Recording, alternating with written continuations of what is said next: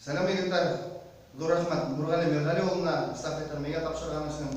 Сіздің игътибарыңызға Дин бойы өрті ат күйінің бір вариантын ойнап ештіргім келеді.